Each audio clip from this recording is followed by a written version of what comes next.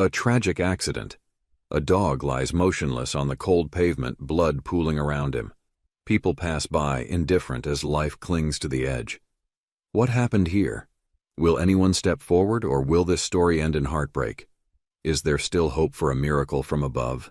Stay tuned to uncover the truth behind this haunting scene. Eleanor lived in a modest house in the quiet suburbs of Elmwood, where time seemed to move slower and the days often blended together in silence. Once a vibrant and independent woman, Eleanor's life had changed drastically 5 years ago, when a devastating accident took her sight. The world she once knew, filled with colors, light, and activity, was replaced by unending darkness.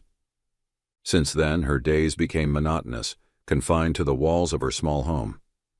Once a woman who loved tending her garden and chatting with neighbors on her front porch, Eleanor now avoided stepping outside. The familiar paths she once walked with ease now felt like perilous terrains. The cheerful greetings from her neighbors were met with polite but distant replies. Fear and uncertainty had turned her world inward. Her only solace came from her niece, Lila. At 20 years old, Lila had inherited her late mother's warmth and determination. She had been Eleanor's anchor, moving into the house shortly after the accident to help her aunt adjust to her new life. Lila was a force of optimism, refusing to let Eleanor retreat into despair. "You're stronger than this, Aunt Eleanor," Lila would say, her voice filled with a mixture of affection and resolve. "We'll get through it together." Eleanor would often sigh in response. "It's not as easy as you make it sound, Lila. Losing sight isn't just about losing vision. It's losing confidence, independence, everything." But Lila never gave up. She would guide Eleanor through the house, patiently helping her relearn tasks she once took for granted. From cooking meals to reorganizing furniture for easier navigation, Lila's support was unwavering. Still, she knew that Eleanor needed more, something or someone who could restore a semblance of independence and joy in her life. One crisp autumn morning, Lila had a surprise for Eleanor. "Aunt Eleanor," she began, her voice brimming with excitement, "I need you to trust me." Eleanor raised an eyebrow. "Trust you? That's a dangerous thing to ask." Lila laughed and took Eleanor's hand, guiding her to the living room couch. "Sit here and wait. I promise it'll be worth it." A few moments later, Eleanor felt a soft nudge against her hand. Startled, she withdrew her fingers, but then hesitantly reached out again. Her fingertips brushed against warm, velvety fur. "Lila, what is this?" Eleanor asked, her voice a mix of confusion and curiosity. "This," Lila said proudly, "is Orion. He's a golden retriever, and he's going to be your new guide dog." Eleanor froze, her hand lingering on Orion's head. The dog leaned into her touch, his calm demeanor immediately soothing her. She felt the soft texture of his fur and the steady rise and fall of his breath. Tears welled up in her eyes. "Lila, I don't know what to say." "You don't have to say anything," Lila replied, kneeling beside them. "Just give him a chance. He's been trained to help you regain your independence." At first, Eleanor was skeptical. The idea of trusting a dog to guide her seemed overwhelming. But Orion was patient, and Lila was persistent. Over the next few weeks, they worked together, teaching Eleanor how to walk with Orion, hold his harness, and give him commands. Orion proved to be more than just a guide. He was a source of unwavering support and calm. The first time Eleanor ventured outside with Orion, her heart pounded in her chest. Lila walked beside her, encouraging her every step of the way. "You're doing great," Lila said. "Just trust him." Eleanor clutched Orion's harness tightly, her hand trembling slightly. But as they moved, she felt the confidence in Orion's strides. He stopped at curbs, guided her around obstacles, and paused whenever she hesitated. For the first time in years, Eleanor felt a spark of independence. By the time they returned home, Eleanor was smiling. A genuine, heartfelt smile that Lila hadn't seen in years. "He's incredible," Eleanor admitted, stroking Orion's head. "I don't know how you found him, but I'm glad you did." Lila beamed with pride. "I told you he'd change your life." And he did. Orion became Eleanor's constant companion, her steady presence in a world that often felt overwhelming. With Orion by her side, Eleanor began to reclaim pieces of her life she thought were lost forever. Together they walked through Elmwood's quiet streets, visited the park, and even ran errands at the local farmer's market. Neighbors who had once pitied Eleanor now greeted her with admiration, marveling at the bond between her and Orion. One evening, as they sat in the living room, Eleanor turned to Lila. "I owe you so much," she said softly. "Bringing Orion into my life, it's the kindest thing anyone has ever done for me." Lila reached over and squeezed Eleanor's hand. "You don't owe me anything, Aunt Eleanor. I just wanted to see you happy again." Eleanor smiled, her eyes glistening. "I think I'm starting to remember what that feels like." Orion, lying at their feet, thumped his tail against the floor as if to agree. The three of them had become a family, a team bound by love, trust, and resilience. For the first time in years, Eleanor felt hopeful about the future, and as she rested her hand on Orion's golden fur, she couldn't help but believe that even in the darkest times there was always a light waiting to guide her home. Life in Eleanor's modest suburban home had settled into a steady rhythm. With Orion by her side, she found herself rediscovering small joys. Together, they ventured into the neighborhood, visited the park, and even tackled tasks that once felt insurmountable. And through it all, Lila remained her rock, always cheerful, always encouraging. For Eleanor, it seemed as though the worst of her life was finally behind her. But fate, cruel and unyielding, had other plans. It began subtly, just small things that Lila brushed off as insignificant. She started feeling unusually tired, her boundless energy seemingly slipping away.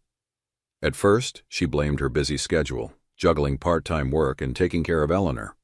But soon the fatigue was accompanied by persistent bruises and a troubling sense of weakness that couldn't be ignored. "Lila, you're working yourself too hard," Eleanor said one evening as they sat together. "You need to rest more." Lila chuckled lightly.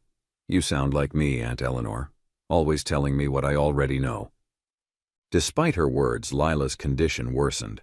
One day, after helping Eleanor prepare dinner, she nearly collapsed. Eleanor, though blind, could sense the change in her niece's demeanor. "Lila, something's wrong," Eleanor said, her voice trembling. "You need to see a doctor." Reluctantly, Lila agreed. The visit to the clinic revealed a truth that would shatter their fragile peace. Lila had leukemia. The diagnosis hit Eleanor like a physical blow. She sat in silence as Lila explained the treatment options, her voice steady but tinged with fear. "I'll fight this, Aunt Eleanor," Lila said firmly. "We'll get through it together." But Eleanor's heart ached with a sense of helplessness. She had already lost so much. Her sight, her independence, and now she faced the possibility of losing the one person who had brought light back into her life. As the weeks turned into months, the disease took its toll on Lila. The once vibrant young woman grew frail, her laughter becoming less frequent, her steps slower. Eleanor, despite her blindness, could feel the weight of Lila's struggle in every interaction. Yet Lila remained determined to shield her aunt from the full extent of her pain. "I'm fine, Aunt Eleanor," Lila would insist even as her voice grew weaker. "You just focus on taking Orion for his walks." Orion, ever perceptive, seemed to sense the shift in their household. The dog, who had always been Eleanor's steadfast companion, now turned his attention to Lila as well. He would rest his head on her lap during her quiet moments, his soft eyes filled with an unspoken understanding. Lila often joked that Orion had become her personal therapist. "You're a good boy," she would say, stroking his golden fur. "You're taking care of both of us, aren't you?" As Lila's condition worsened, Eleanor struggled to maintain her composure. She wanted to be strong for her niece, but the reality of their situation was suffocating. She spent sleepless nights sitting with Orion, her hand resting on his fur as she whispered her fears into the quiet darkness. "I can't lose her, Orion," she murmured one night, tears streaming down her face. "I don't know how I'll go on without her." Orion pressed closer, his silent presence a comfort Eleanor desperately needed. Despite her weakening state, Lila continued to be a source of strength for Eleanor. She spent her good days helping her aunt with small tasks, ensuring that Eleanor and Orion would be prepared for a life without her. She showed Eleanor how to organize her pantry, how to navigate her phone using voice commands, and even how to manage Orion's care. "Aunt Eleanor," Lila said one afternoon, her voice steady despite the heaviness of her words, "promise me you'll keep moving forward, no matter what happens." Eleanor shook her head. "Lila, don't talk like that. You'll get better. You're strong. You've always been strong." Lila reached out, taking Eleanor's hand in hers. "I need to hear you say it, Aunt Eleanor. Promise me." With tears streaming down her face, Eleanor nodded. "I promise." The day Lila passed away was eerily quiet. Eleanor had spent the morning sitting beside her niece, holding her hand as she slept. Orion lay at their feet, his head resting on his paws, as if he too could feel the weight of the moment. When the end came, Eleanor felt it in her very soul. Lila's hand grew limp in hers, and the house was enveloped in a silence so profound it was almost deafening. Eleanor held onto her niece's hand long after she had gone, her heart breaking into pieces. Orion, sensing Eleanor's grief, nudged her gently, his soft whimper the only sound in the room. "She's gone, Orion," Eleanor whispered, her voice trembling. "She's gone." The weeks that followed were some of the darkest of Eleanor's life. The house, once filled with Lila's laughter and energy, now felt hollow and lifeless. Every corner, every piece of furniture, every lingering scent was a reminder of what she had lost. Eleanor struggled to find purpose in her days, her world once again consumed by darkness. But through it all, Orion remained by her side. He seemed to understand her pain in a way no one else could. When Eleanor couldn't bring herself to eat, Orion would nudge her gently until she got up. When she sat in silence for hours lost in her grief, Orion would rest his head on her lap, his quiet presence a lifeline. One morning, as she sat on the couch with Orion at her feet, Eleanor spoke softly. "She left us too soon, didn't she, Orion? She gave you to me so I wouldn't feel so alone. And now it's just the two of us." Orion wagged his tail softly as if to say, "I'm still here." Slowly, Eleanor began to find her footing again. She took small steps, walking with Orion to the mailbox, then around the block, and eventually back to the park where she and Lila had spent so many happy afternoons. The memories were painful, but they were also a reminder of Lila's love and the promise Eleanor had made to her. Orion, ever patient and loyal, guided Eleanor through her grief. Together, they navigated the world, one step at a time. And though the ache of loss never fully faded, Eleanor found comfort in knowing that Lila's gift, Orion, was still there to guide her, both physically and emotionally. As Eleanor sat on a park bench one sunny afternoon, feeling the warmth of the sun on her face and the gentle breeze in her hair, she placed a hand on Orion's head. "You're my light now," she said quietly, "and I'll keep going. For her." Orion wagged his tail, his steady presence a testament to the enduring power of love and resilience. The morning was serene, with the soft rustle of autumn leaves swirling in the crisp breeze. Eleanor, holding firmly to Orion's harness, took steady steps along the familiar path through the park. These walks had become her lifeline, a comforting ritual that brought back memories of Lila. Though she couldn't see the vibrant golds and reds of the trees, the sound of the wind weaving through the branches and the crunch of leaves underfoot painted a vivid picture in her mind. "Good boy, Orion," she murmured, patting his head as he paused at a bend in the trail. "Let's go to the pond today. Lila loved it there." Orion, ever vigilant, responded with a gentle pull, guiding her forward. They walked in harmony, their bond evident in every synchronized step. The park was alive with sounds, distant laughter from children playing, the bark of a dog chasing a stick, and the occasional honk of geese overhead. To Eleanor, these sounds were her connection to the world, her way of feeling alive. Elsewhere in Elmwood, tension simmered between Ronan and Amara.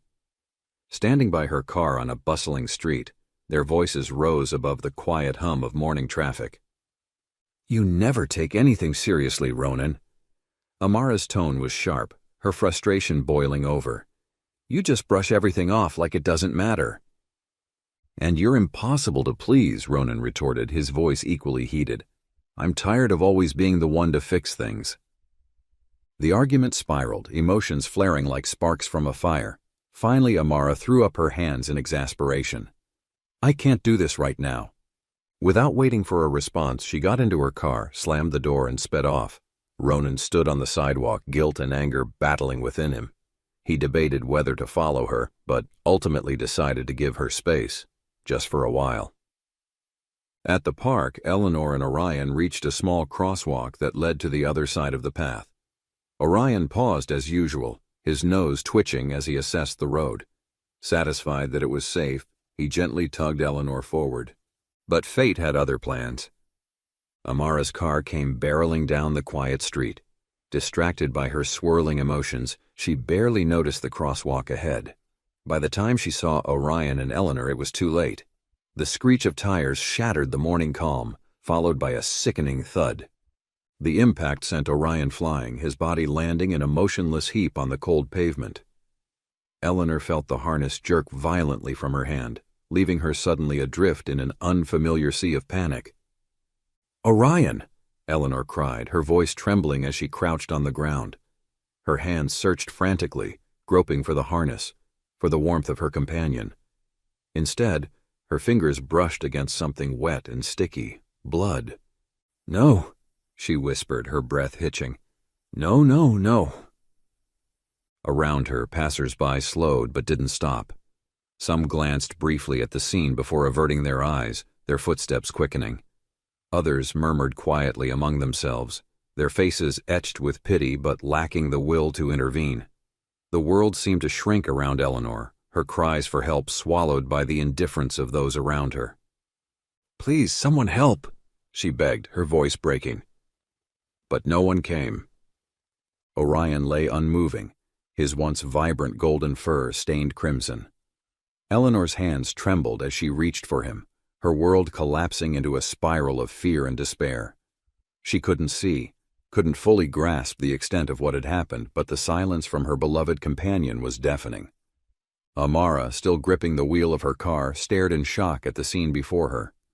Tears streamed down her face as the reality of what she had done began to sink in.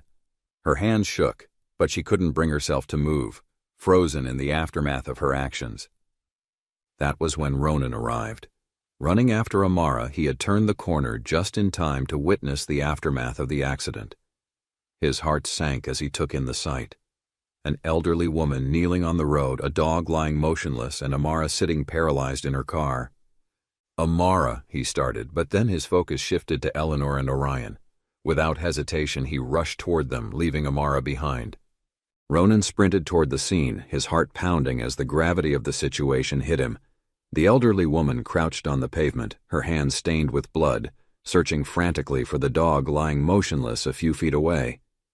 The air was thick with tension, the once serene park now heavy with the weight of tragedy. "Ma'am, are you okay?" Ronan asked, his voice steady but urgent as he knelt beside Eleanor.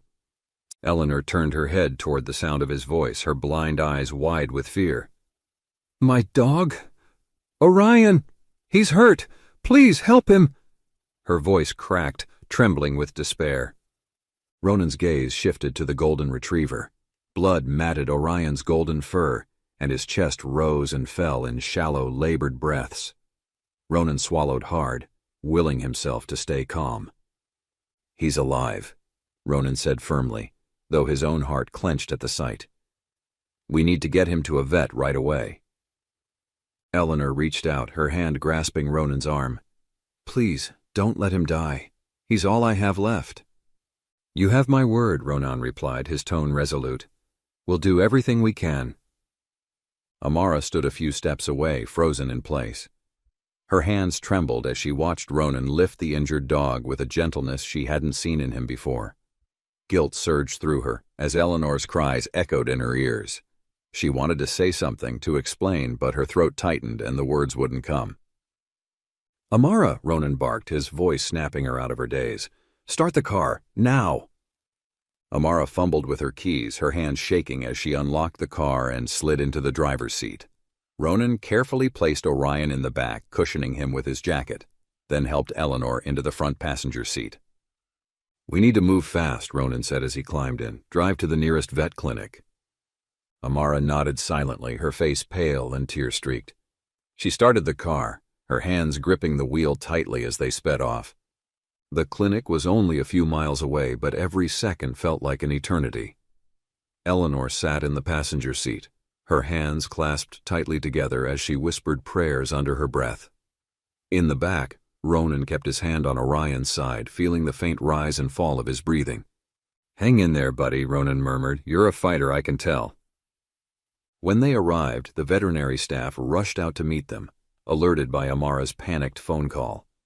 Ronan carried Orion inside, his arms straining under the dog's weight, but his focus unwavering. "Please help him," Eleanor begged as she clung to Ronan's sleeve. "He's everything to me." The vet, a calm and collected man named Dr. Alaric, nodded reassuringly. "We'll do our best, ma'am, but we need to act quickly." Eleanor stood helplessly as the staff whisked Orion away. The sound of the doors closing behind them felt like a wall separating her from her beloved companion. She sank into a nearby chair, her face buried in her hands. Ronan sat beside her, unsure of what to say but unwilling to leave her alone. The moment stretched into silence, broken only by the muffled sounds of activity from the operating room. "Thank you," Eleanor said finally, her voice barely above a whisper. Ronan turned to her, surprised. "For what?" "For helping him. For helping me," she said, her hands trembling slightly as she clutched her cane. "I couldn't have done this alone." Ronan nodded, his voice soft. "You don't have to. We're in this together." For a moment they sat in silence. Then Eleanor began to speak, her voice tinged with pain and longing. "Orion isn't just a dog to me," she said, her fingers tracing the handle of her cane. "He's my light in the darkness. My niece Lila gave him to me after I lost my sight. She said he'd help me see the world again." Ronan listened intently, his expression thoughtful. "Your niece must have cared about you a lot." Eleanor nodded, a faint smile tugging at her lips despite the tears in her eyes. "She was my world. After I lost my sight, I thought my life was over. But Lila, she wouldn't let me give up. Orion was her way of saying, you still have a life to live." Ronan shifted in his seat, his mind racing. He didn't know Eleanor's full story, but he could hear the weight of loss in her voice, a loss that resonated with his own struggles. "What happened to her?" he asked gently.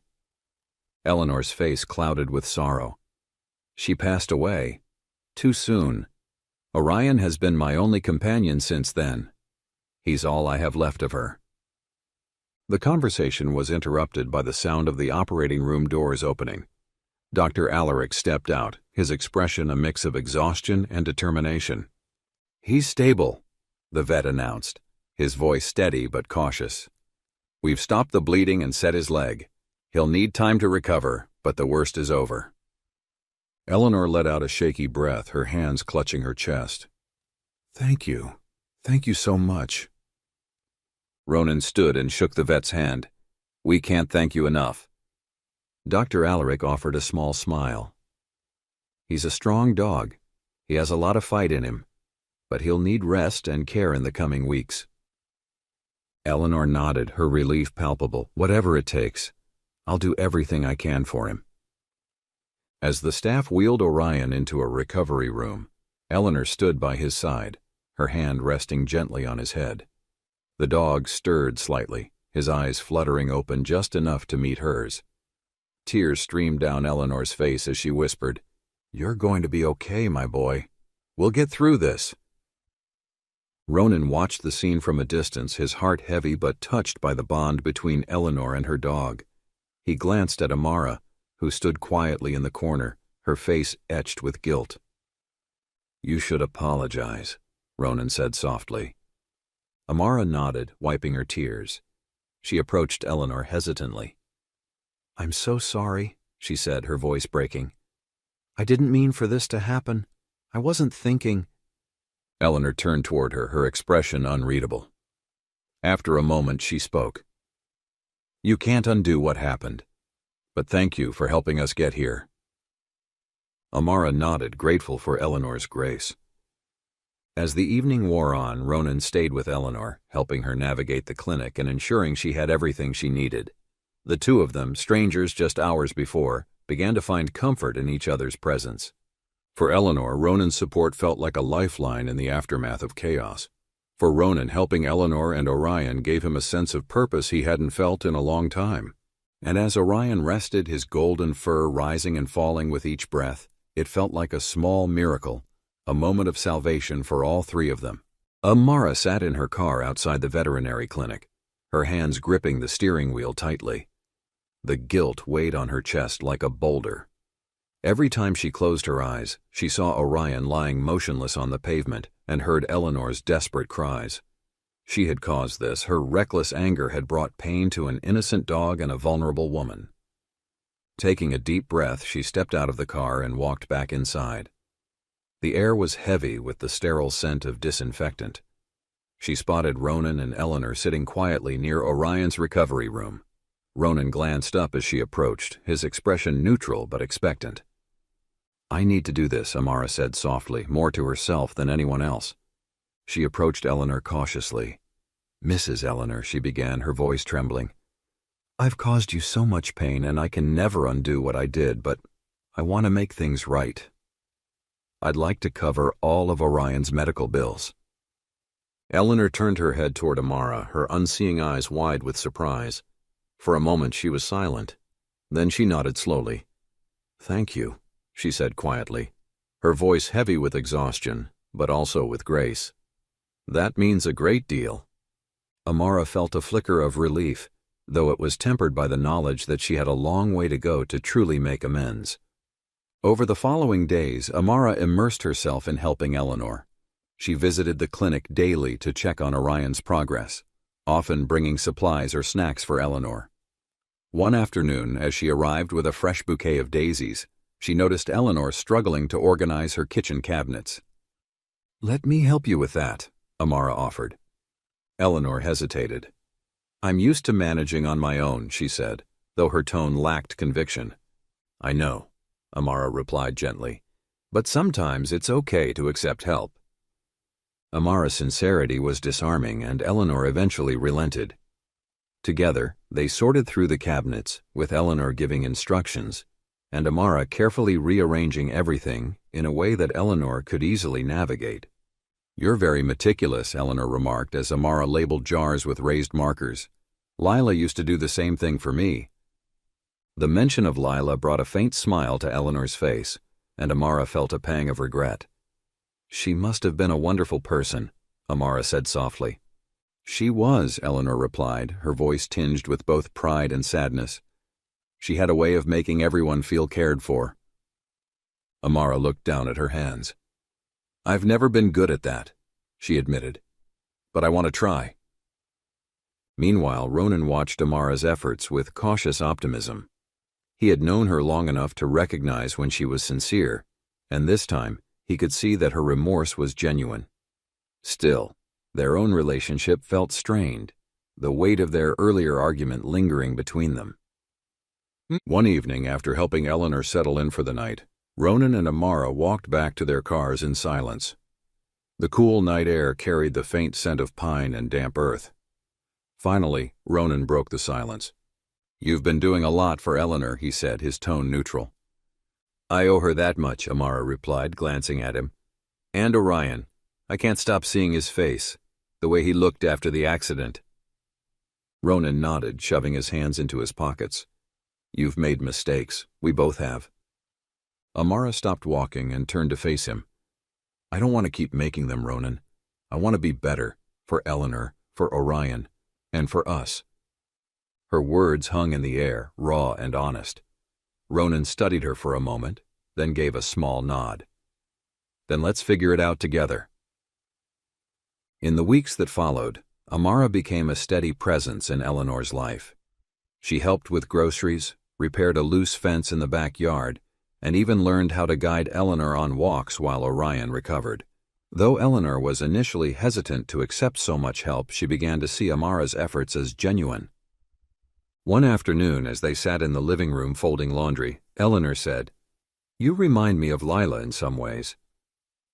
Amara paused, taken aback. I could never live up to someone like her.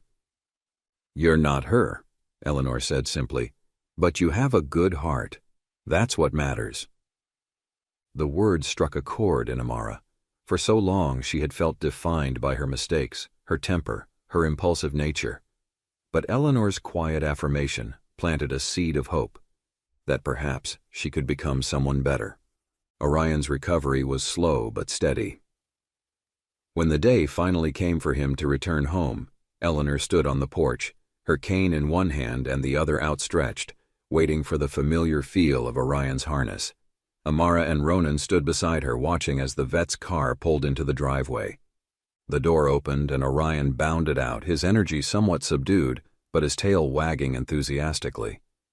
He moved carefully, his bandaged leg a reminder of his ordeal, but his spirit was undiminished. Eleanor knelt down, her hands reaching for him. As soon as she felt his fur, tears streamed down her face. "Orion," she whispered, her voice thick with emotion. "You're home." The dog pressed against her, his tail wagging furiously as if to say, I'm here and I'm not going anywhere. Amara watched the reunion, her heart swelling with a mix of relief and gratitude. She had played a part in making this moment possible, and for the first time in a long time, she felt like she had done something truly right. That evening, the three of them sat together on Eleanor's porch.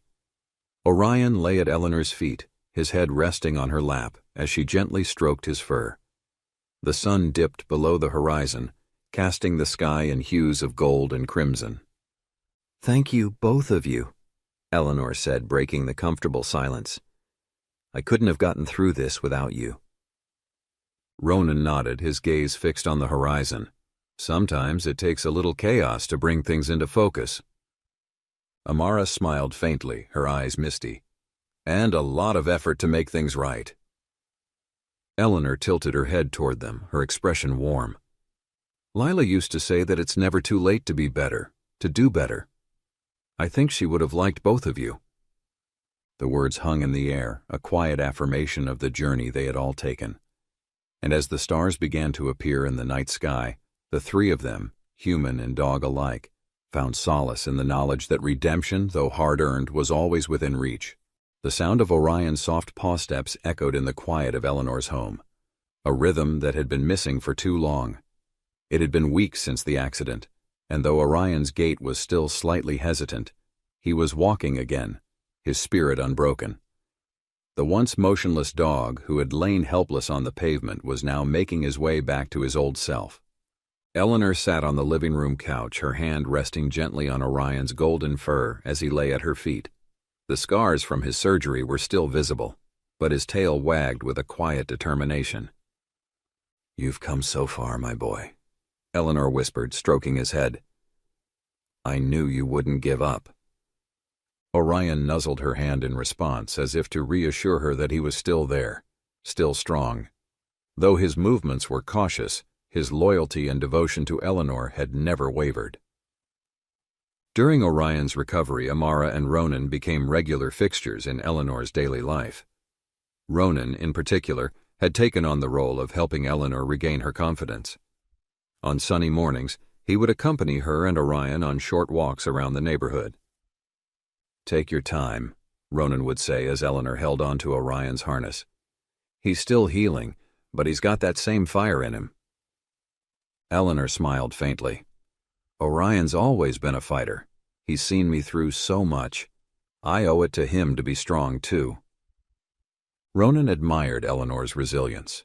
Despite everything she had endured, she carried herself with quiet strength, a determination that inspired him to be better. Amara, too, found herself growing closer to Eleanor. She often visited with home-cooked meals, helping Eleanor with household tasks, or simply keeping her company. One afternoon, as they folded laundry together, Amara asked hesitantly, "Do you ever feel angry about everything that's happened to you?" Eleanor paused, her hands resting on a soft towel. "There was a time when I did," she admitted. "Losing my sight, losing Lila. It felt like life was taking more than I could bear, but anger doesn't heal. It only makes the wounds deeper." Amara nodded, her throat tightening. I think I've spent a lot of my life being angry. At Ronan, at myself. But being here with you, it's made me realize I need to let that go. Eleanor reached out and gently touched Amara's hand. You're already on the right path, dear. Helping others heals more than you might think. As the days turned into weeks, Orion's strength steadily returned. His strides grew surer, his energy more vibrant. Though the scars from his injuries remained, they were a testament to his resilience.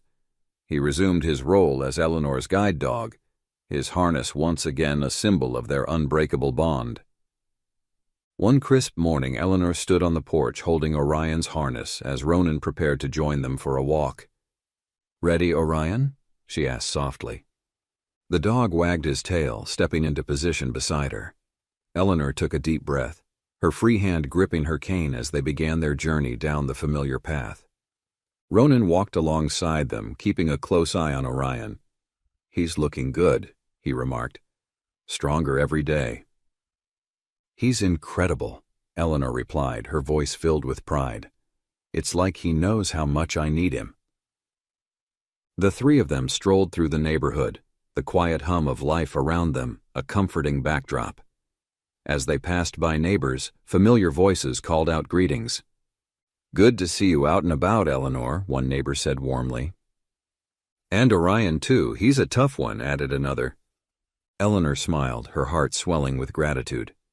For the first time in years, she felt truly seen, not as a blind woman defined by her limitations, but as a person surrounded by kindness and support. As the walk continued, Ronan guided Eleanor toward a small park nearby. The path was lined with golden leaves, the crisp autumn air carrying the faint scent of pine. They paused at a bench overlooking a small pond. "Let's rest here for a bit," Ronan suggested, helping Eleanor sit down. Orion settled at her feet, his head resting on her lap. Eleanor ran her fingers through his fur, her face tilted toward the sun. "I used to come here with Lila," she said softly. "She loved this park. She'd always laugh at the ducks splashing in the water." Ronan sat beside her, his expression thoughtful. "She sounds like she was an amazing person." "She was," Eleanor replied, her voice steady but tinged with sadness. "But I see so much of her in you and Amara. The way you've stepped in to help, the way you care. It reminds me of her kindness." Ronan was silent for a moment, then said, "I think we needed this as much as you did. Helping you has changed us.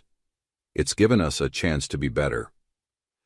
Eleanor smiled, her hand resting on Ronan's arm. "Then I think Lila would be proud of all of us." By the time they returned to Eleanor's home, the sun was dipping low in the sky, casting a warm golden light over the neighborhood. Orion trotted confidently beside Eleanor, his tail wagging with satisfaction. Ronan held the door open for them, his own heart feeling lighter than it had in a long time. Amara was waiting for them inside, setting the table for dinner. She looked up and smiled as they entered. "How was the walk?" "Wonderful," Eleanor replied, her voice bright. Orion was perfect as always. Amara knelt down to pet Orion, her touch gentle and affectionate. "You're a hero, aren't you?" she said softly. Orion responded with a wag of his tail and a lick to her hand. As they sat down to share a meal, Eleanor looked around the table, a sense of peace settling over her. The journey had been long and painful, but in this moment, surrounded by new friends and her faithful companion, she felt a glimmer of hope for the future. And for Orion, the scars on his body were not marks of defeat, but symbols of resilience, a reminder of the love and loyalty that had brought them all together. The day was bright and filled with the soft hum of joy as friends and family gathered in a beautiful garden adorned with flowers in full bloom. The air carried the sweet scent of lavender and roses, mingling with the crisp breeze. It was the perfect setting for a wedding, a celebration not just of love but of redemption, healing, and newfound connections. Ronan stood at the altar adjusting the cuff of his suit as he waited, a rare, nervous energy flickering across his face. Nearby, Orion sat proudly, his golden coat gleaming in the sunlight. A small bow tie rested snugly around his neck, a playful but fitting nod to his role as the unofficial ring-bearer. The dog's tail thumped softly against the ground, sensing the excitement in the air. Eleanor sat in the front row, her face glowing with a warm smile. Dressed in a soft lavender gown, she looked radiant, a testament to the resilience and strength she had found in the months following Orion's accident. Though her world was still shrouded in darkness, she could feel the joy radiating around her. For the first time in years, she felt fully a part of life, surrounded by love and friendship. As the music began to play, all eyes turned toward the aisle.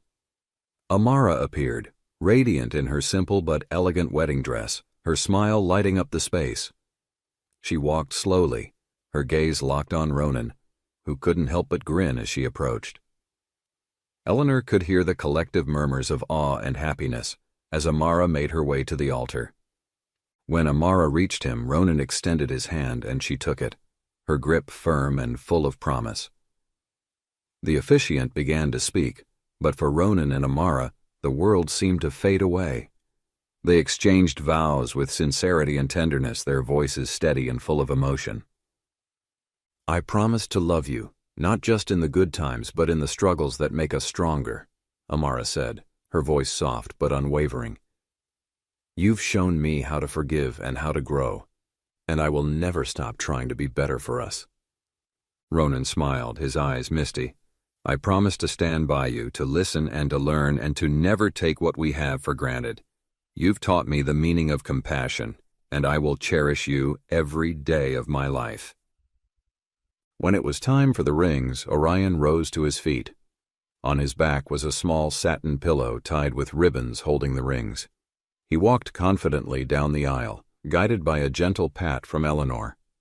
"Good boy," Eleanor said softly, her voice filled with pride.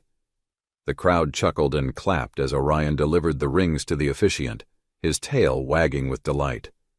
The couple exchanged rings, their hands trembling slightly as they sealed their promises. When the officiant declared them husband and wife, a cheer erupted from the guests.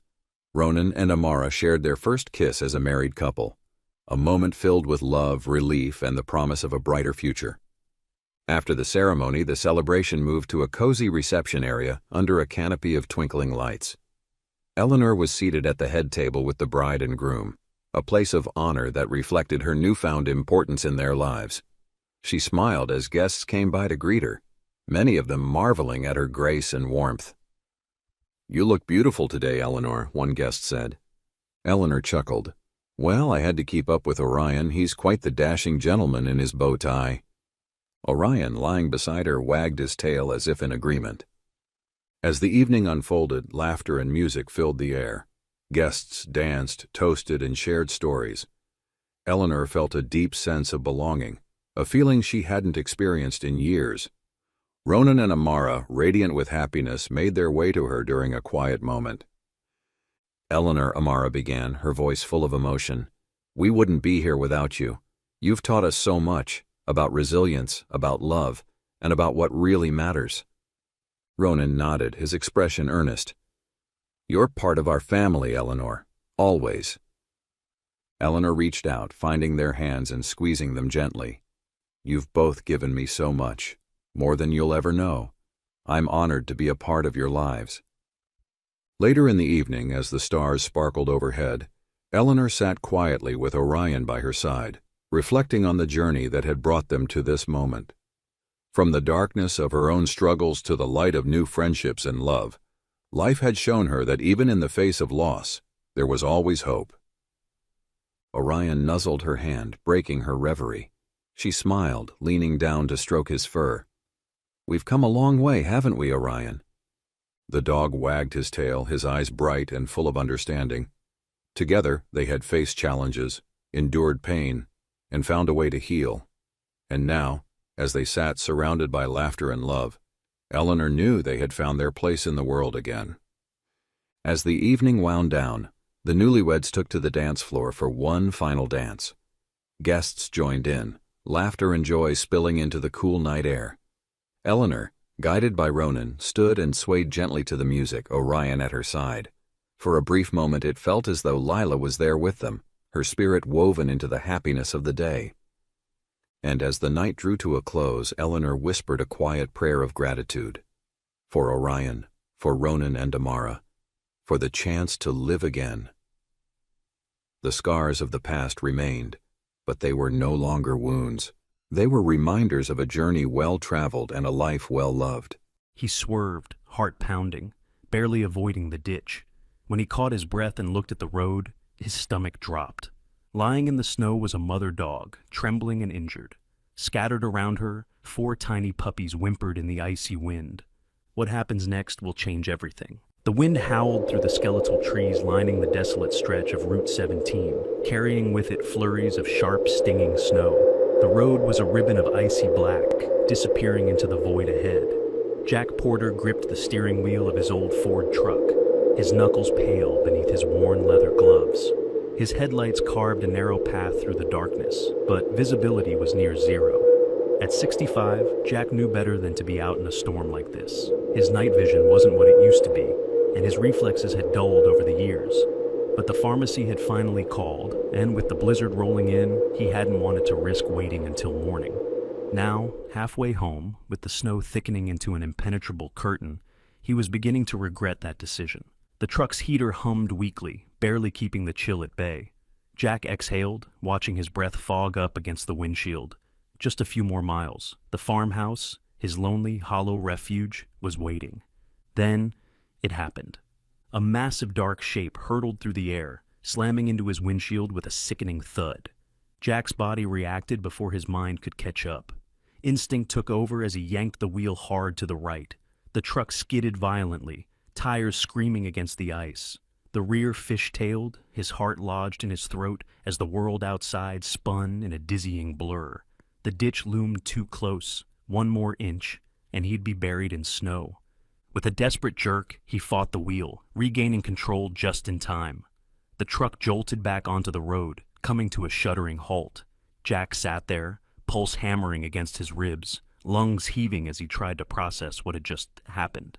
For a moment, there was only the storm, the relentless howling of the wind, the rhythmic thumping of the wipers smearing streaks of melting snow across the glass. Then, a different sound, a faint, pitiful whimper. Jack swallowed, his throat tight. His hands trembled as he reached for the flashlight in the glove compartment, his breath uneven as he pushed open the door. The cold hit him like a wall. The wind was merciless, clawing at his coat, seeping into his bones. Snowflakes lashed against his face as he stepped out, boots crunching against the ice-packed road. His flashlight beam cut through the swirling white, searching. And then he saw it. A dog. A golden-furred retriever sprawled on the frozen pavement. She lay motionless at first, her body half buried in snow, her fur matted and streaked with blood.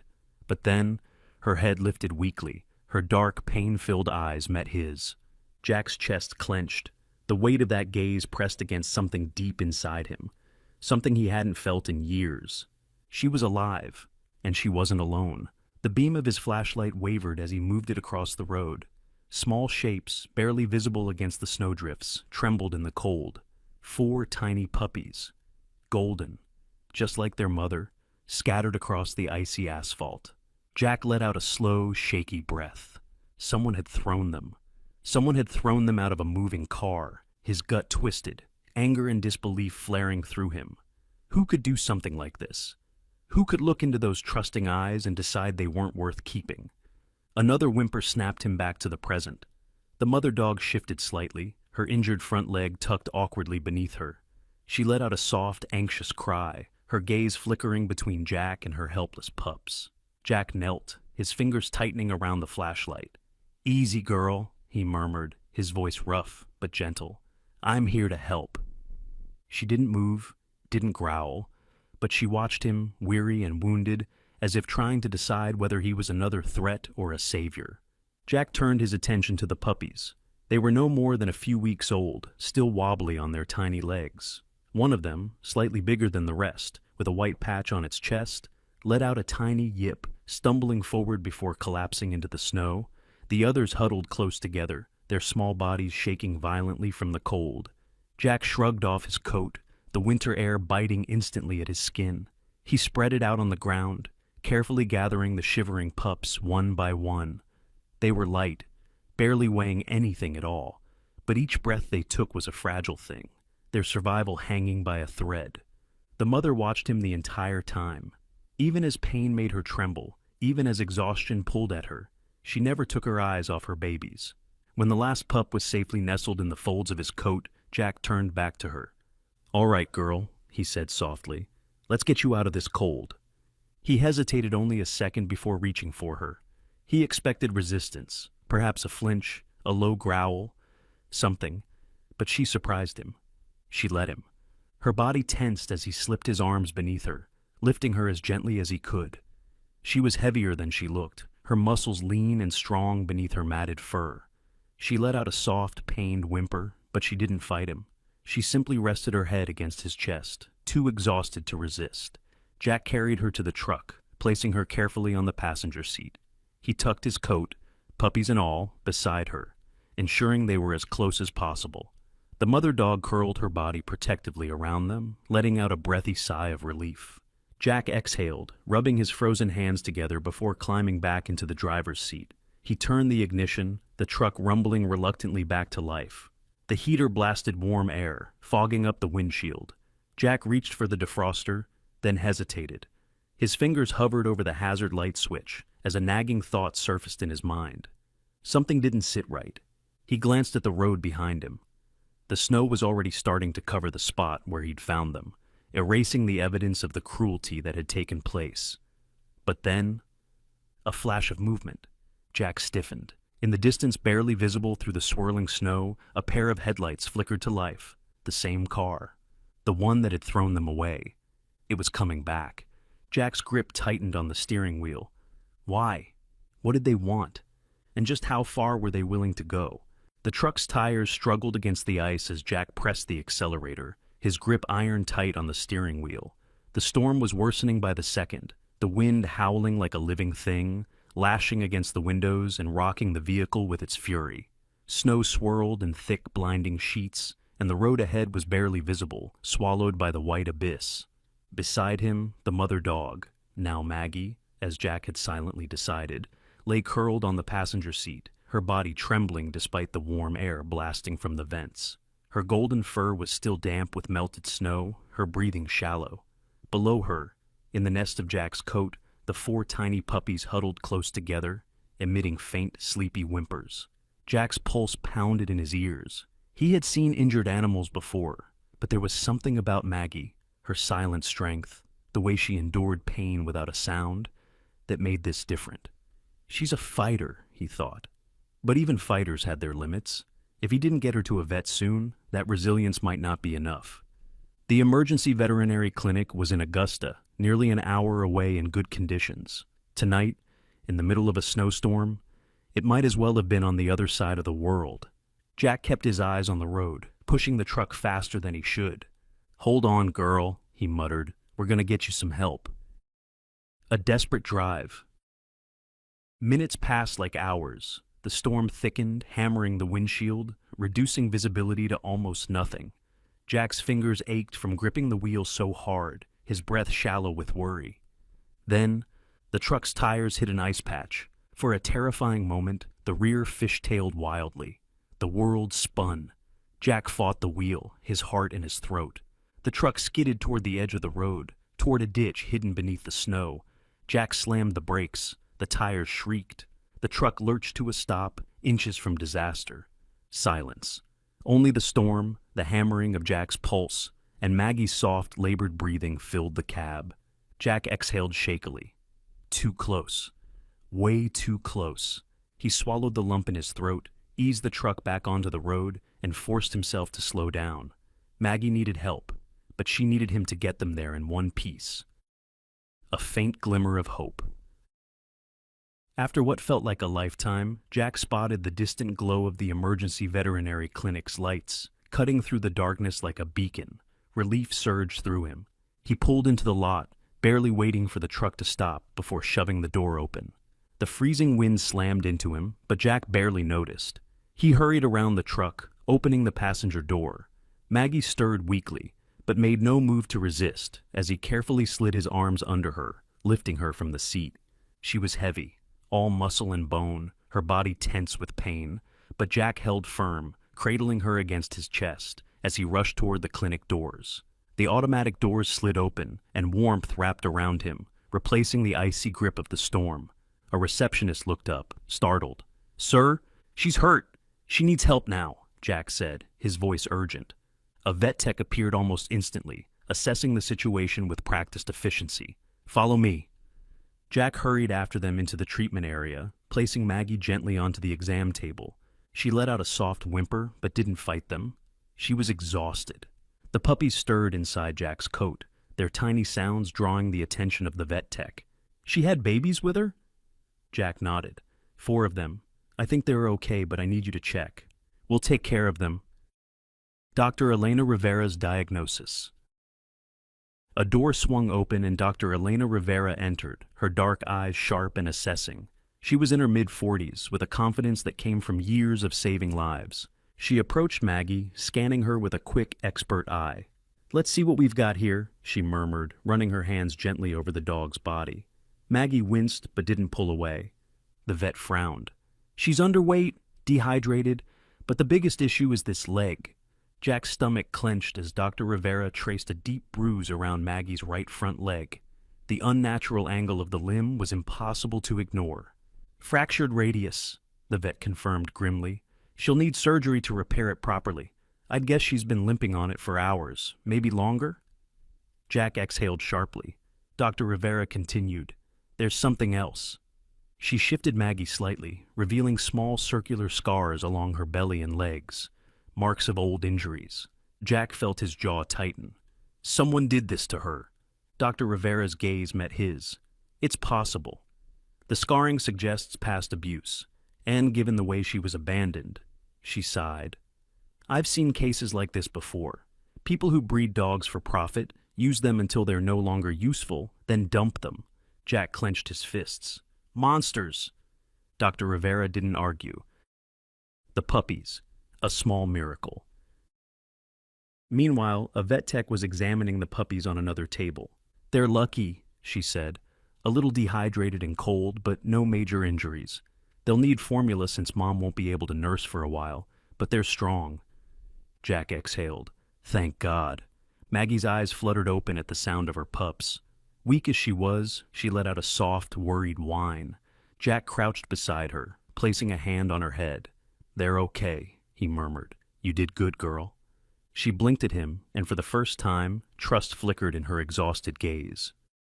"A decision that changes everything." Dr. Rivera folded her arms. "She'll need surgery tonight. Recovery will take time. Do you know if anyone is willing to take her and the pups in?" Jack hesitated. The logical answer was no. He had come here to help, not to take on 5 lives. He wasn't prepared for this. His farmhouse had been empty for years. But as he looked at Maggie, then at the 4 helpless puppies nestled together, a strange certainty settled over him. They had no one. And maybe, just maybe, neither did he. Jack straightened. "I'll take them." Dr. Rivera raised an eyebrow. "All of them?" Jack nodded. "All of them." A slow smile touched her lips. "All right then, let's get to work." As the veterinary team prepared Maggie for surgery, Jack sat in the waiting room, holding the tiny puppies in his lap. He had walked into this night expecting nothing but cold and silence. Instead, he had found a mother's courage, 4 tiny lives depending on him, and a choice that would change everything. And deep down, in the quiet corners of his soul, Jack knew. This was only the beginning. The snow had stopped falling by the time Jack pulled into the long, winding driveway leading to his farmhouse. The storm had left a thick, undisturbed blanket of white across the fields, the moon casting a cold silver glow over the landscape. The house itself stood in silence, isolated, almost forgotten, its dark windows staring blankly into the night. Jack turned off the engine, exhaling as he rested his hands on the wheel. The night had been long, but somehow it felt like his journey was only just beginning. Beside him, Maggie stirred. Her golden fur was still slightly damp, and she shifted uncomfortably, letting out a low whine. Jack reached out, resting a gentle hand on her back. "We're home, girl." It wasn't the first time he had said those words, but for the first time in years, they didn't feel empty. A new beginning. Jack carefully lifted Maggie from the passenger seat, cradling her against his chest. She was heavier than before, her body no longer rigid with tension, but instead melting into his embrace, as if she finally understood that she was safe. The puppies were nestled in a thick blanket on the truck's floorboard, sleeping soundly. Jack scooped them up, their tiny bodies radiating warmth as he carried them inside. The farmhouse was cold. It had been years since the place had truly felt lived in, but tonight, as Jack set Maggie down near the old wood stove and spread out fresh blankets for her and her pups, a new warmth crept into its walls. One by one, he placed the puppies beside their mother. Maggie immediately curled protectively around them, letting out a deep, exhausted sigh. Jack stepped back, watching them. A mother who had nearly lost everything, pups who had been thrown away like trash, and an old man who had spent years alone in a house that never felt like home. Maybe fate had a sense of humor after all. Names that fit. For the first time in what felt like forever, Jack had a reason to wake up early. The morning sun filtered weakly through the frost-covered windows as he knelt beside the small bed he had made for Maggie and the pups. The puppies were awake now, clumsy, squirming little things, tumbling over each other as they tried to find warmth. Jack chuckled softly, watching their antics. "All right," he muttered. "I can't keep calling you pup forever."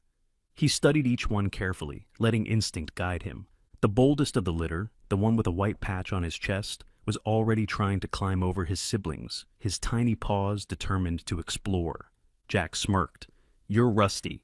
The smallest pup, a delicate little girl with a perfect brown circle around one eye, had been the weakest at first, but now she stood firm beside her mother, pressing into Maggie's warmth with quiet determination. Jack tilted his head. "Luna, that suits you."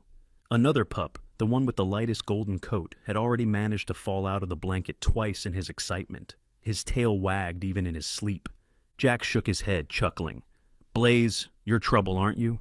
And finally, there was the calmest of them all, the pup who sat back, watching his siblings before moving, observing, waiting, thinking.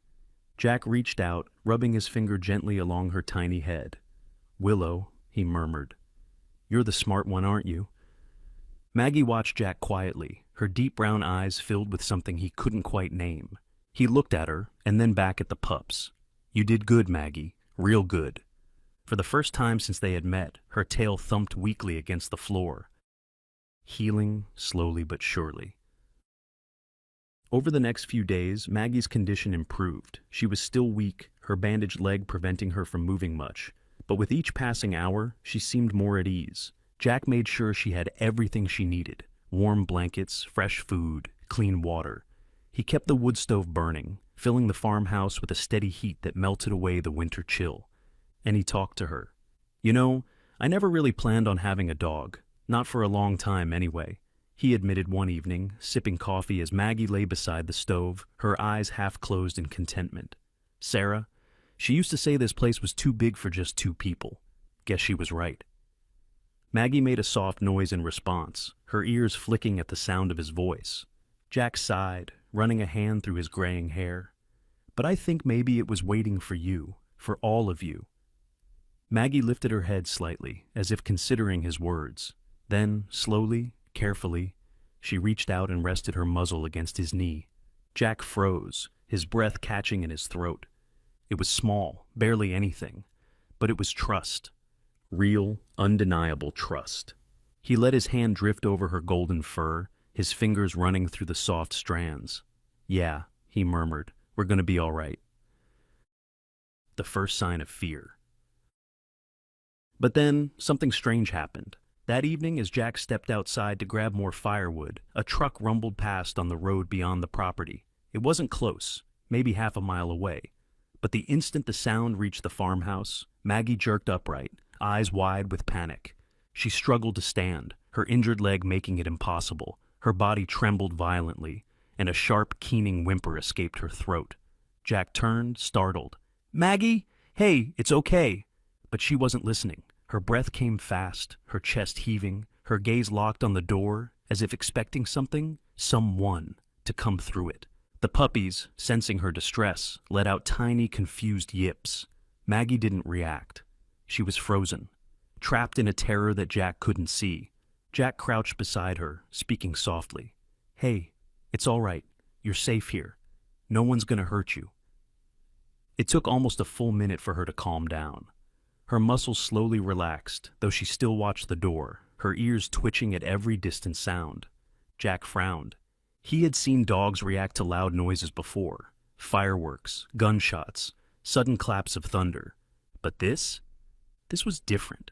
Maggie had been through hell, that much was obvious. But this fear, it wasn't just about being abandoned, it was something more. Jack sat back, studying her. Why was she so afraid of that sound? And more importantly, who had made her afraid of it? The days passed in a quiet, steady rhythm. The blizzard had long since settled, leaving behind a pristine landscape of untouched snow. Jack's farmhouse, once silent and cold, now thrummed with the warmth of new life. Maggie was recovering well, her injured leg still bandaged, but no longer keeping her from moving around. The puppies were growing fast. Rusty, the boldest, had already started attempting to climb the stairs, while Blaze had figured out how to escape the nest Jack had carefully set up for them. Luna, despite being the smallest, had a fierce determination that showed every time she shoved past her brothers for food. And Willow remained the watchful one, always observing before making her move. Jack spent his mornings tending to the farmhouse, his afternoons watching Maggie and her pups play in the snow. But something had been nagging at him, the way Maggie had reacted to the sound of that truck, the fear in her eyes, the way she had frozen, as if expecting something terrible to happen. And then, one afternoon, he noticed something that sent a chill down his spine. The scar that told a story. Jack had been chopping firewood near the barn when he heard the sound of playful yipping. He turned, watching as Maggie stood in the snowy yard, her 4 puppies tumbling around her feet. The sight was heartwarming. Maggie nudging them gently, teaching them the way a mother should. Rusty pounced on Blaze, sending both of them rolling, while Luna tried her best to keep up. Willow sat off to the side, watching, her sharp little eyes tracking every movement. Jack leaned against the axe handle, smiling.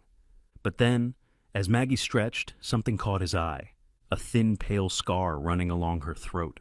Jack's smile faded. He set the axe down and stepped closer, crouching beside her. "Hey, girl," he murmured, reaching out carefully. "Let me take a look at you." Maggie didn't pull away, only watching him as he gently ran his fingers over the scar. It was long, faint, but unmistakable, like a collar that had been too tight for too long. Jack's fingers hesitated, and then, as he carefully examined her fur, he found another mark.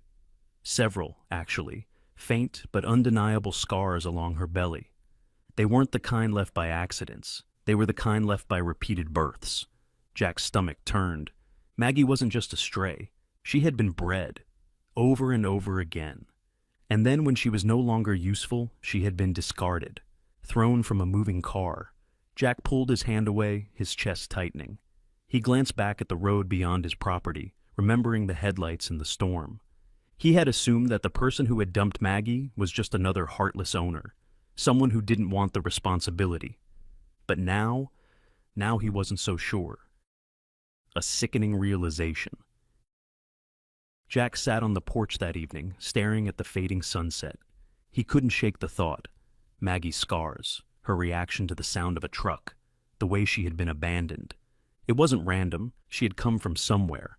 Jack reached for his old notepad and began scribbling details. The car that had dumped her, it had been dark, moving fast, but he had caught a glimpse of the first few digits of the license plate, KRW. It wasn't much, but it was something. The more he thought about it, the more it made sense. Maggie hadn't just been a pet. She had been part of something bigger, a breeding operation. And whoever had dumped her hadn't expected anyone to find her. Jack clenched his jaw, flipping open his phone. It was time to call someone who could do something about it. A frustrating roadblock. The local police station wasn't far, just a few towns over. Jack had lived here long enough to know most of the officers, including Officer Dan Walsh, a man who had once been one of his students. "Jack?" Walsh's voice was surprised when he answered. "Didn't expect a call from you. Everything all right?" Jack wasted no time. "I found something, Dan. Or, more accurately, she found me." He explained everything. The night of the storm, The way Maggie had been thrown from a car, the scars, the signs of abuse, the possible connection to illegal breeding. Walsh listened carefully, but when Jack finished, there was a pause. "Jack, I believe you," he said finally, "but this isn't enough to go on." Jack frowned.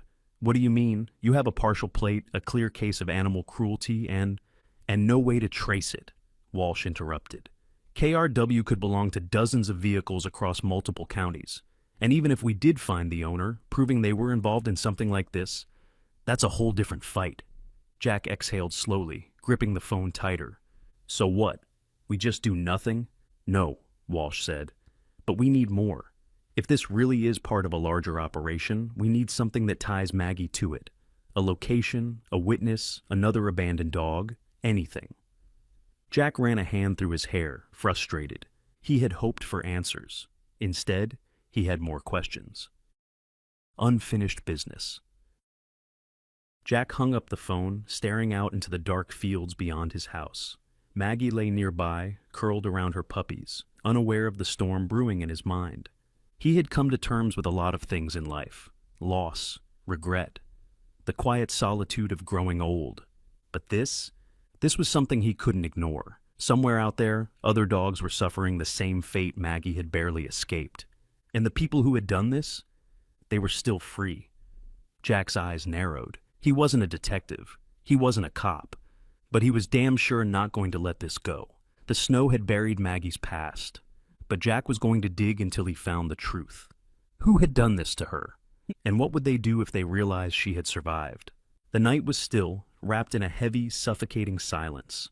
The temperature had dropped below freezing, leaving a layer of ice glistening over the snow-covered fields surrounding Jack's farmhouse. Inside, the wood stove crackled softly, casting flickering shadows along the worn wooden floors. Jack sat at the kitchen table, absently stirring his coffee, lost in thought. The call with Officer Walsh had left him frustrated, but not hopeless. He had spent the past few days piecing things together, trying to make sense of what had happened to Maggie. Someone had bred her, over and over. Someone had discarded her like trash. And someone, whoever had been in that car, had come back the night of the storm. Jack wasn't a man prone to paranoia, but something about all of it didn't sit right. Maggie had been meant to disappear that night, so why did it feel like unfinished business? A sudden sharp bark shattered the quiet. Jack's head snapped up. It wasn't a normal bark. It wasn't Rusty or Blaze yipping playfully, or Willow whining for attention. It was Maggie. A deep guttural snarl followed, vibrating through the night air. Jack bolted from his chair. The shadow in the snow. He grabbed the flashlight from the counter and yanked open the back door. The cold air slammed into him, but he barely noticed. Maggie was outside, her body rigid, her injured leg trembling, but her stance firm. She was growling, her ears pinned back, teeth bared. Jack followed her line of sight. And then, a shadow moved near the barn. Jack's pulse spiked. At first, he thought it might be an animal. A coyote, maybe. But then he saw it, the distinct silhouette of a man. His blood ran cold. Someone was here. Jack's grip tightened around the flashlight. He took a slow step forward, his boots crunching in the snow. Maggie's growl deepened, her hackles rising. The puppies were asleep inside the barn. If this guy was here for them, Jack clenched his jaw. Not a chance. A familiar face. The shadow moved again, closer this time. Jack raised the flashlight, aiming the beam directly at the figure. A man stood there, half hidden by the barn's corner. He was dressed in a dark jacket, a hood pulled over his head, his face obscured by the dim light. But Jack knew. He didn't recognize the man's face, but he recognized the way he moved, the cautious step, the way his head tilted slightly, as if checking for an escape route. This wasn't some lost traveler. This was someone who had been here before. Jack's voice was rough, edged with steel. "You lost?" The man didn't answer. He shifted his weight slightly, the snow crunching under his boots. Maggie snarled, stepping forward despite her injury. Jack took a step closer. "I asked you a question." The man finally spoke, his voice low and sharp. "Where's the dog?" Jack's stomach twisted. There was no mistaking it now. This wasn't random. This was about Maggie. The truth in the dark. Jack's fingers twitched at his side. His gut screamed at him to get between this man and the barn. The puppies were inside, helpless. If this guy was here for Maggie, if he was part of whoever had dumped her, then the pups weren't safe either. Jack's voice was colder than the night air. "Why do you care?" The man shifted, stepping just enough into the light for Jack to catch a glimpse of his face. Mid-30s, lean, eyes that darted too much. Not someone who belonged here. Jack had seen men like him before, skittish, calculating. The kind of man who only did things when they were sure no one was looking. "She's mine." The words came out smooth, practiced. "Just a lost dog, that's all." Jack let out a slow breath, leveling him with a stare. "That's not how I found her." The man didn't react at first, but Jack saw the briefest flicker of something in his expression, annoyance, then calculation. Jack had just confirmed something for him. He knew. The man knew Maggie was alive. A dangerous truth. Jack's instincts screamed. This man hadn't come to negotiate. He had come to fix a mistake. Jack's muscles tensed. His body moved before his mind fully processed it, stepping sideways, blocking the path to the barn. Maggie let out a sharp warning bark beside him. The man sighed, a slow, theatrical thing. Then his hand moved. Jack barely had time to react. The man reached inside his coat. Jack's breath froze. A flash of metal, and then a gun, pointed right at him. The world slowed. Jack's heart pounded in his chest. Every muscle tensed as he stared at the gun pointed directly at him. The man's grip was steady, his finger hovering over the trigger. His eyes were cold, calculating. He wasn't here to threaten. He was here to silence. Jack didn't move. He knew one wrong step, one sudden twitch, and this could end in blood. Then, before either of them could react, a blur of golden fur lunged forward. Maggie. She launched herself at the man with all the strength she had left, her injured leg barely slowing her down. A snarl ripped from her throat, full of fury, full of a mother's instinct to protect her young.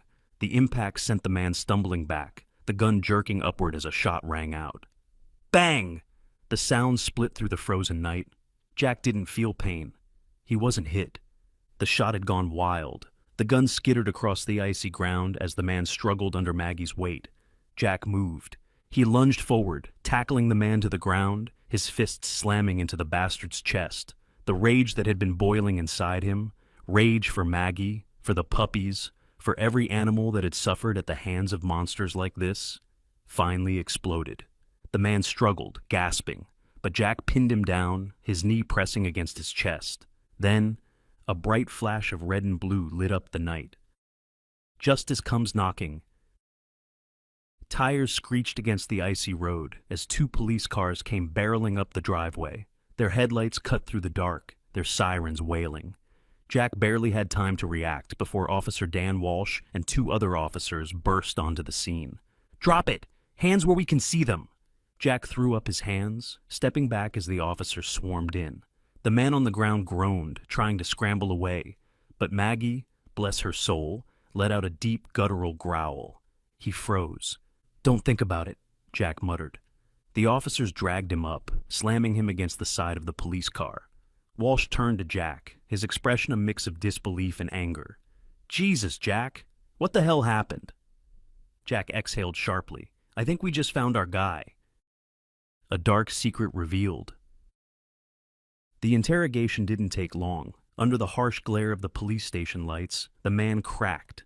It turned out he wasn't just some random scumbag. He was part of a larger operation, a puppy mill, a disgusting, inhumane breeding farm where dogs were treated like nothing more than machines, forced to have litter after litter until their bodies gave out.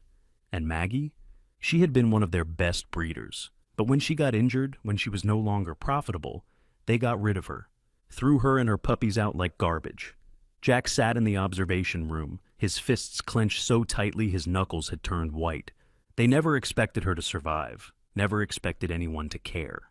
But Maggie had proven them wrong, and now, because of her, because she had survived, the police had enough evidence to take the entire operation down.